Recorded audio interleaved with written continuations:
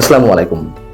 প্রিয় দর্শক, খুবই সেন্সিটিভ একটি রিপোর্ট প্রকাশ করেছে দ্য ইকোনমিক টাইমস। সেনাবাহিনীতে কুয়ের চেষ্টা করা হচ্ছে, আমাদের সেনাপ্রধান জেনারেল ওয়াকারুজ্জামানকে উৎখাত করার ষড়যন্ত্র করা হচ্ছে, এমন খবর দ্য ইকোনমিক টাইমস দিয়েছে, ভারতের অন্যতম প্রভাবশালী একটি গণমাধ্যম। সেনাবাহিনীতে পাল্টা কুয়ের নানান ধরনের ইতিহাস আমাদের সামনে রয়েছে, নানান ধরনের ঘটনা সম্পর্কে আমরা জানি, কিন্তু বর্তমান সময়ে এই ধরনের কোনো কিছু ঘটতে যাচ্ছে কিনা আমরা নিশ্চিত নই। তবে যে ধরনের রিপোর্ট ভারতের গণমাধ্যমগুলোতে প্রকাশ হচ্ছে, ইকোনমিক টাইমস এই রিপোর্টটি বেশ কয়েকদিন আগে প্রচার করেছে, 26শে জানুয়ারি। তারপরে এসে 30শে জানুয়ারি আনন্দবাজার এই ধরনের একটি রিপোর্ট প্রকাশ করেছে। এর কোনোটি প্রতিবাদ প্রধান উপদেষ্টা প্রেস উইং থেকে এসেছে, কোনোটির বিরুদ্ধে কোনো প্রতিবাদ আমাদের চোখের সামনে পড়েনি। কেন পয়েন্ট সেটাও আমি ঠিক বলতে পারবো না। দ্য ইকোনমিক টাইমস যেটি বলছে যে প্রতিবেশী দেশ অর্থাৎ বাংলাদেশে ইসলামপন্থী এবং প্রগতিশীলদের মধ্যে চলমান সংঘর্ষের মধ্যে বাংলাদেশ সেনাবাহিনীতে একটি সম্ভাব্য অভ্যুত্থান নিয়ে গুঞ্জন চলছে। সেনাবাহিনীর একজন শীর্ষ কর্মকর্তা, যার নাম এখানে উল্লেখ করা হয়েছে, আমি উল্লেখ করছি না সঙ্গত কারণেই বলা হচ্ছে, ওই শীর্ষ কর্মকর্তা সেনাবাহিনীর লাগাম নেওয়ার ষড়যন্ত্র করতে পারেন।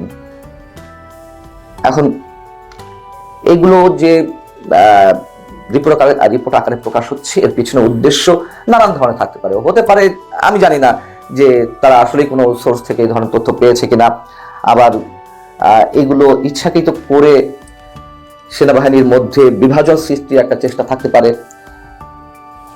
সন্দেহের বীজ ঢুকিয়ে দেওয়ার চেষ্টা থাকতে পারে। তবে তারা যেভাবে উল্লেখ করছে, মোটামুটি মনে হচ্ছে যে এরকম একটা সত্যতা অবশ্যই রয়েছে। এখানে বলা হচ্ছে যে ওই শীর্ষ সেনা কর্মকর্তা গত সপ্তাহে নাকি পাকিস্তানের গোয়েন্দা সংস্থা ISI এর প্রধান ঢাকা সফর করে গেছেন। সে সময় তিনি তার সঙ্গে বৈঠকও করেছেন। এমনকি সেনাবাহিনীর বিভিন্ন সূত্রগুলো নাকি ইকোনমিক টাইমসকে জানাচ্ছে যে তিনি বাংলাদেশের সেনাবাহিনীর গোয়েন্দা দপ্তর বা গোয়েন্দা যে শাখা, সেটির সমর্থন নিয়ে আরো চেষ্টা করছেন। আমাদের সেনাপ্রধান সম্পর্কে তো দুটি গ্রুপ দাঁড়িয়ে গেছে, একটি তার পক্ষে একটি বিপক্ষে, দেশের অভ্যন্তরেই। সেই জায়গা থেকে তারা যেমন একটি পক্ষ নিয়ে তার সম্বন্ধে যে ন্যারেটিভ আমাদের সামনে উপস্থাপন করছে ইকোনমিক টাইমস, সেখানে বলা হচ্ছে যে বর্তমান সেনাপ্রধান জেনারেল ওয়াকারুজ্জামান আদর্শগতভাবে একজন মধ্যপন্থী, ভারতের প্রতি অনুকূল মনোভাব তিনি পোষণ করেন এবং সেনাবাহিনীকে বাংলাদেশের স্থিতিশীলতার জন্য গুরুত্বপূর্ণ প্রতিষ্ঠান হিসেবে অবস্থান করে দেশটির একটি পূর্ণাঙ্গ ইসলামপন্থী অধিগ্রহণকে প্রতিরোধ করছেন। 5 আগস্টের পর দেশে একটা শক্তিশালী ইসলামী ফোর্স দাঁড়িয়ে যাওয়ার চেষ্টা করছে, এটুকু আমরা জানি। মৌলবাদী একটি গোষ্ঠীর আস্ফালন আমরা বিভিন্নভাবে উপলব্ধি করতে পারছি। এটা মিথ্যা কিছু নয়, এটা গুজব কিছু নয়। নানান ধরনের ঘটনা ঘটছে দেশে এবং সেটি প্রতিরোধ করার জন্য জেনারেল ওয়াকারুজ্জামান চেষ্টা করছেন। সেটি হয়তো কারোর জন্য চক্ষুশূল হয়ে দাঁড়িয়েছে। আমাদের সেনাপ্রধান নিয়ে আমি যেটা বলছিলাম যে পক্ষ বিপক্ষ নানান ধরনের মন্তব্য বলি বা রিউমার বলি, নানান ধরনের অনেক কিছু ছড়িয়ে দেওয়ার চেষ্টা করা হচ্ছে।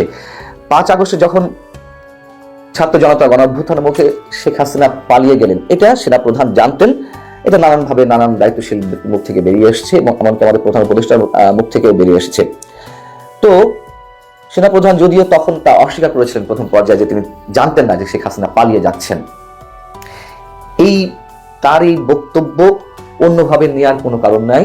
ওই সময় তার এই মন্তব্য করা ছাড়া অন্য কোনো উপায় ছিল না। এবং শেখ হাসিনাকে যদি তিনি পালিয়ে যেতে সাহায্য করেও থাকেন, আমি বলবো এটি ছাড়াও তার কোনো গতি ছিল না। তার কারণ শেখ হাসিনা যদি ওই সময় সেনানিবাসেও আশ্রয় নিতেন, তখন বাংলাদেশের পরিস্থিতি আরো ভয়ঙ্কর হতো এবং নিঃসন্দেহে বাংলাদেশ যে অবস্থা, যে অগ্নিগর্ভের মধ্যে ছিল, তার চেয়ে আরো ভয়ঙ্কর কিছু ঘটতো যদি শেখ হাসিনাকে দেশ ত্যাগের জন্য ওই সময় ওই উদ্যোগটি না নেওয়া হতো।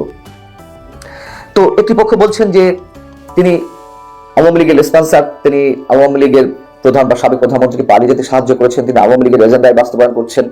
আবার আরেকটি পক্ষ বলছেন যে সেনাপ্রধান ইসলামপন্থী ফোর্সকে সহায়তা করছেন, এখানে জঙ্গিবাদ কায়েমের সুযোগ করে দিচ্ছেন। খেলা তো চলছে, নানান ধরনের খেলা চলছে।